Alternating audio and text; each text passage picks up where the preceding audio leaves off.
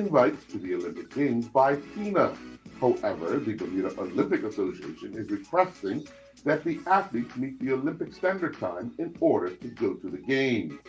Despite the setback, the pair are even more determined to meet their goal in 3 years' time in Paris. No, I actually got on the phone with my university coach, Lisa, after Ben told me, and she was like, Maddie, this does not change our plan. Like, if this messes you up for this Olympics, like in 3 years, it's not going to be a question of if you go, it's when you go. So that's always nice to hear. And honestly, it's kind of just feeding the fire within me, wanting to get better. So. What about you, Jazz? Yeah, the same is true for me. I'd keep going until 2024. Still think I have a lot of development left in me, a lot of potential that I haven't unlocked yet. And so, yeah, I'll be pushing for 2024 as well. Elan Daly was once again back in action competing in the 2020 Olympic swimming trials inside the Toronto Pan Am Sports Centre. Daly competed in the women's 100-meter freestyle final. She would finish ninth, clocking a time of 55.93, which saw her meet the Olympic selection time set at 56.01. However, Daly is just off the Olympic qualifying time set at 54.38. During the women's 100-meter freestyle preliminaries, Daly finished with the 10th fastest time, advancing to the final, touching the wall in a time of 56.25.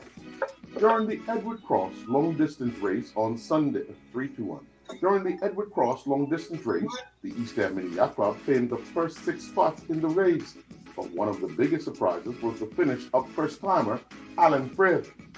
Frith and his crew, Phil Warboys, sailed Onion to a third-place finish in a time of 2 hours, 42 minutes, and 43 seconds, something he was not expecting. I think if I'm being honest, yeah, we were a little surprised to be that close to the front.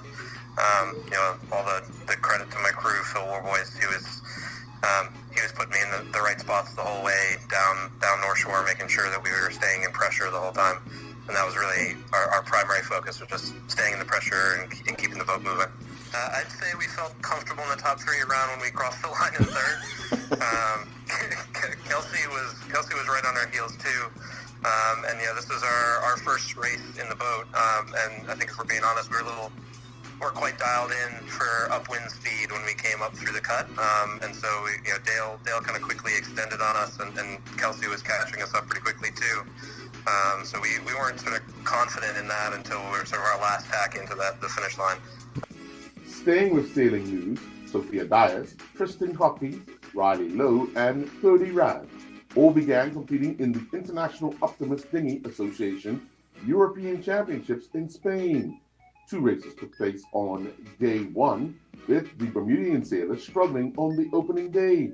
In the girls' division, Dias is in 80th with 82 points. Lowe came off the water in 96th place with 95 points. In the boys' division, Rams is in 133rd with 86 points, and Hawking is in 142nd with 90 points. Delray Rollins and his Sussex Sharks teammates suffered a 3rd successive washout in the Vitality Blast, and their South Group game against Glenmorgan at the First Central County Ground was abandoned 90 minutes before the scheduled 7 p.m. start last evening. Nicholas Narroway was back in action competing on the Tour of America's Dairyland in the Maritime Bay Classic Criterium in Wisconsin. Narroway competed in the men's Pro 1 Category 2 race, finishing 26th out of 59 finishers in a time of 1 hour, 14 minutes, and 57 seconds. Unfortunately, Caitlin Conyers did not start race 5, the women's Pro 1 Category 2 race, due to illness.